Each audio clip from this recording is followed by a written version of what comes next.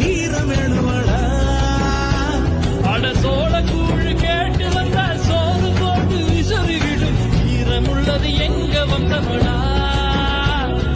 சோறு போட்டு கழுத்தறுத்தா கூறு போட்டு பங்கு வைக்கும் வீரம் தானே எங்க அம்சமடா.